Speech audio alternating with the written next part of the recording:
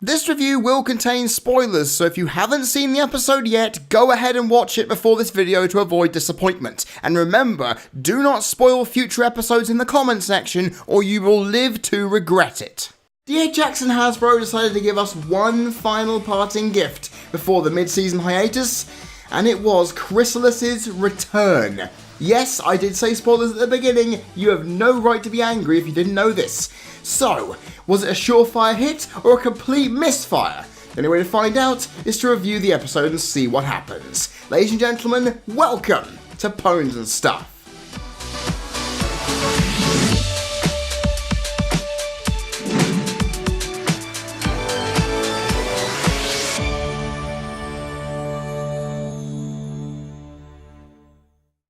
This review is going to be shorter than normal because my throat and sinuses rebelled against me, making me feel like crap for most of the last week, and as a result, my speech pattern and overall clarity of voice isn't going to sound that great.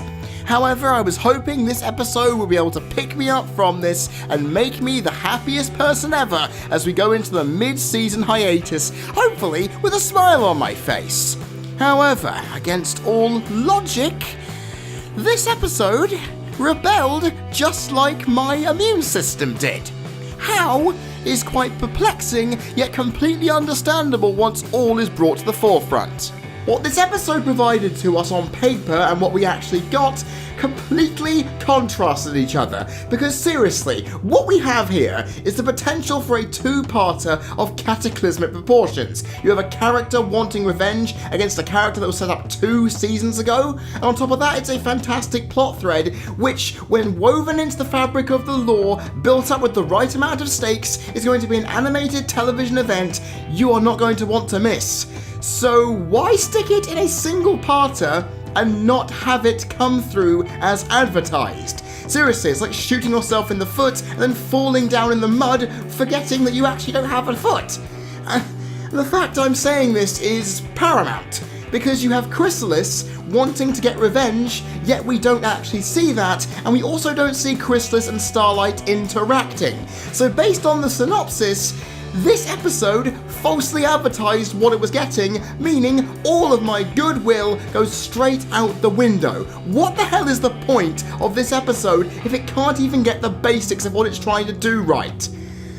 And you know what? It gets even worse from there. I'm telling you, it's not a pretty sight. On top of that, to have the story rely on already seen plot points from 5 prior episodes, it becomes inexcusable to throw any positives my way and hope I give it some sort of rebate. You have the mean versions of the main 6 taken straight from the Return of Harmony in Season 2, a desired plan going to ruin and then somehow being happy about it while patching up minimally, smells of the Season 1 finale Best Night Ever, accusing and fighting with your friends over statements that are easily avoidable is a PPOV trait from Season 6, and to utilise the changing disguise to trick people has been done, despite an obvious difference, with malicious intent in 2 different finales, in the Canterlot Wedding from Season 2 and To Where I'm Back Again also from Season 6. I understand that altering appearances to take over things from within is Chrysalis's modus operandi, but when she has to resort to making copies out of trees, it feels tired and uninspiring when put into the context of an episode which did very little to hide its bodge job of narrative construction, because it definitely didn't function like it was indeed a very well-oiled machine. A message about communication and enjoying Fred's company in spite of their differences echo PPOV and the Best Night Ever, feeling unoriginal as ever, and despite an effort to make a nervous atmosphere, it came across as hammy, unnecessary and convoluted, to say the least, while visually outside of a few standout moments, all involving trees mind you, all dragged on and just kept irritating from start to finish. It rarely tied into continuity of To Where I'm Back Again, dropped itself dead on many occasions, and left me extremely angry, especially when the tone of uneasy tension was unrelenting from start to finish to make me even more aggrieved. There really isn't that much I can take from this. Or so I thought anyway. This episode seemingly got mired in a cesspool of incredibly dead-weight, cumbersome, mismatched ideas. And it didn't look like it was going to get out of it, but there was a minutiae of things that did manage to put a smile on my face, including the vast array of facial expressions, which is always going to get a thumbs up from me regardless of whether the episode is bad or not. The thing is, it needed a bit more than that to ensure it was retained for more than fleeting glimpses. Was it? Kind of.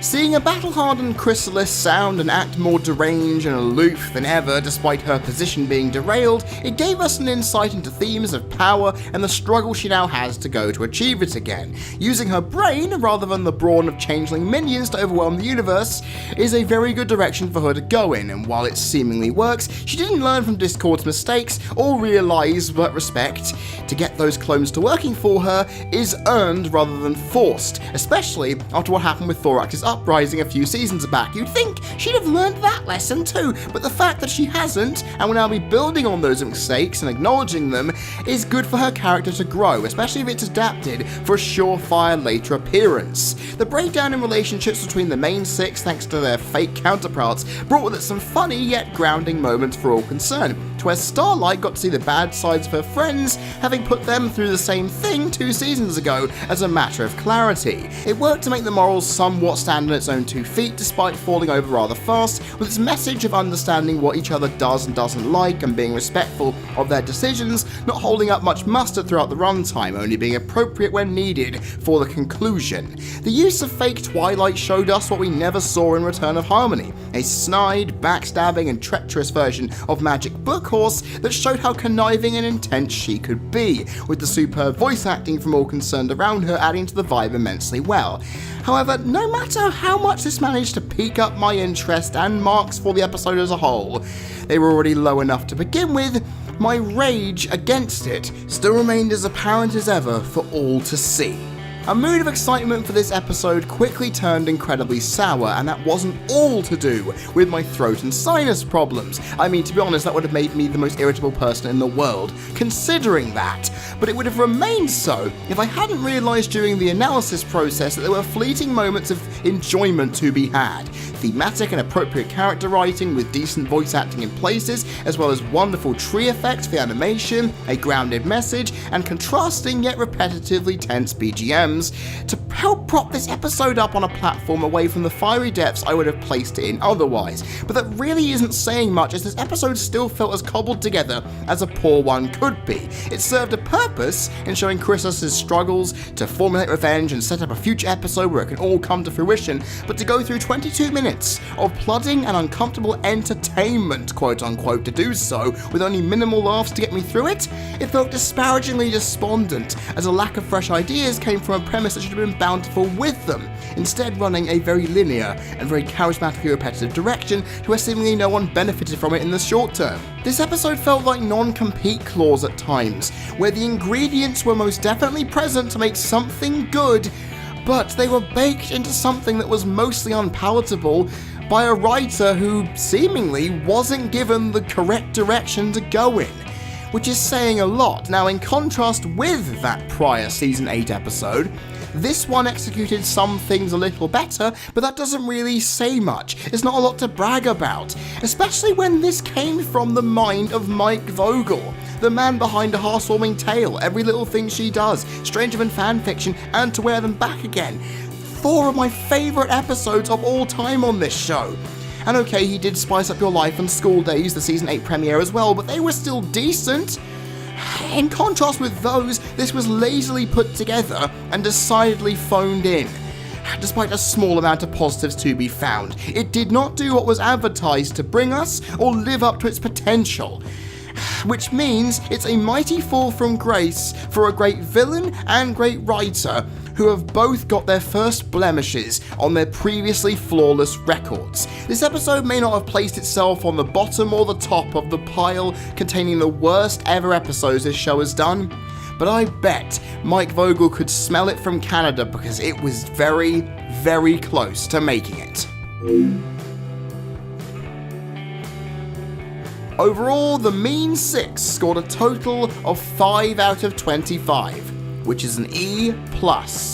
In closing, I do not know what else I can say about this other than I am incredibly disappointed. This is going to be getting the most disappointing episode of the season award when my end of season roundup comes around in October, because seriously, I thought we were going to get something much more bombastic, insane, and honestly, frightening. Okay, there were some moments where they were trying to scare us. That tree sapping scene, good lord almighty, that is nightmare fuel. But honestly, looking at what we got here, it wasn't what was advertised, was it? I mean, we have here Chrysalis attempting to get revenge and failing. That's not what was in the synopsis, was it? We got in the synopsis a statement highlighting that Chrysalis is back to get revenge. There is a definitive resolution in that exclamation, okay? Which means the fact we didn't get any of it, and it was bodged together by multiple plot points of episodes we've already seen, in contrast to messages that followed the same line, and animation that barely even tried to stand out in front of me, means that I am definitely right in rewarding this episode with a very, very, very much aligned chalice to sip from. The fact is, this is not the main course I anticipated. This is the prelude, the appetizer to bigger things to come. And if I had known that going in, I would have been much more happy with what we got, but because it wasn't sold as that, I feel lied to by DHX and Hasbro, and I'm surely not the only one who thinks that. Then again, us fans have to just, well, accept that the hiatus is here, keep ourselves at bay, and try to ensure the hype is kept, so the second half of the season can go on, hopefully, without any hitches. Then again, if this is the performance I am being left with to hopefully sustain said hype, then I don't have my hopes that high for it. Then again, I've been proven wrong in the past, let's hope that I can be proven wrong this time. And with that in mind, ladies and gentlemen, the hiatus is not going to be the be-all end-all for MLP content on this channel, as over the next 2 months you're going to see the occasional countdown or two, a missed episodes review next week in regards to the episodes in Season 8 I've missed already, and of course, a brand new piece of analysis content that I cannot wait to unleash on all of you. I hope you're all looking forward to that, and if you do not want to miss anything, click the subscribe button and ensure you hit the notification bell so nothing goes past your eyes on your subscription feeds. I have been Freddie Thomas, you've been people watching us spin another edition of Pones N Stuff for the CC Network. Have a happy hiatus, and I will see you all on the other side of the fence.